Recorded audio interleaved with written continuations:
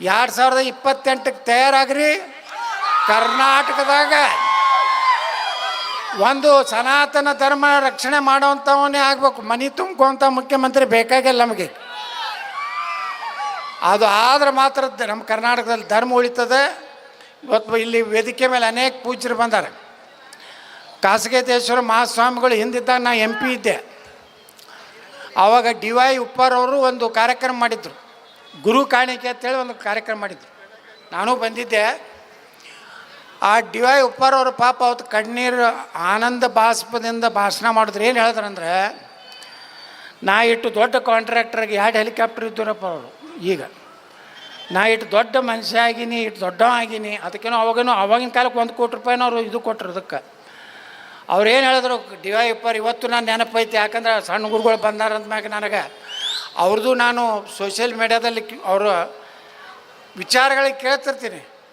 ಅವರು ನನಗೆ ಅನ್ನಿಸ್ತದೆ ಬಿಜಾಪುರ ಜಿಲ್ಲಾದಾಗ 2ನೇ ಸಿದ್ದೇಶ್ವರ ಸ್ವಾಮಿಗಳು ಆಗ್ತಾರಂತ.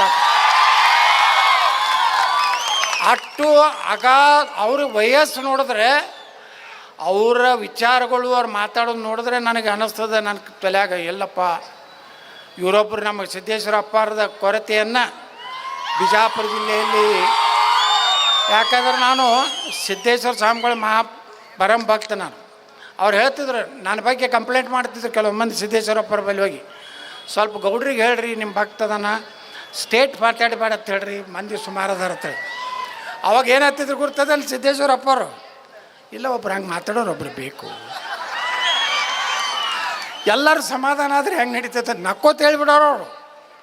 ಹಾಗೆ ನಮ್ಮ ಕಾಸಗೇತೇಶ್ವರ ಸ್ವಾಮಿಗಳು ಈ ಭಾಗದಾಗ ಅವ್ರು ಹೇಳಿದ್ರು, DY ಉಪ್ಪಾರ್ ಅವ್ರದ್ದು ಇಲ್ಲಾನು ನನಗೆ ಯಾವಾಗಲೂ ನೆನಪು ಬರ್ತದೆ ಹೌದು ಆ ಮಾತು.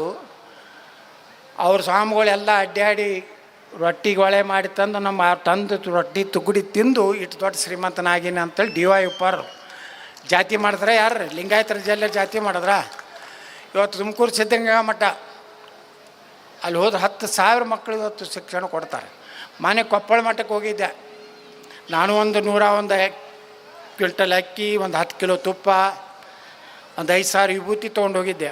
ಇವತ್ತು ಸಿದ್ಧಗಂಗಾ ಮಠ ಬಿಟ್ಟರೆ ಇವತ್ತು ಕೊಪ್ಪಳದ ಗವಿಸಿದ್ಧ ಮಹಾಸ್ವಾಮಿಗಳು ಸಹ ಅಷ್ಟು ಬಡವರಿಗೆ 5,000 ಬಡ ಮಕ್ಕಳಿಗೆ ಇವತ್ತು ಜಾತಿ ಇಲ್ಲ, ಎಲ್ಲ ಜಾತಿ ಜನಾಂಗದವರು ಅದಾರೆ. ಇದು ನಮ್ಮ ವೀರಶೈವ ಲಿಂಗಾಯತ ಸಂಪ್ರದಾಯ ಇದ್ದರೂ ಎಲ್ಲ ಸಮುದಾಯಗಳನ್ನು ಪ್ರೀತಿಯಿಂದ ನೋಡುವಂಥ ಧರ್ಮ. ಎಲ್ಲೋ ಸಣ್ಣ ಪುಟ್ಟ ಅಸ್ಪೃಶ್ಯತೆ ಇದೆ, ಅದನ್ನು ಹೋಗಬೇಕು. ಹಿಂದೂ ಧರ್ಮ ಉಳಿಬೇಕು.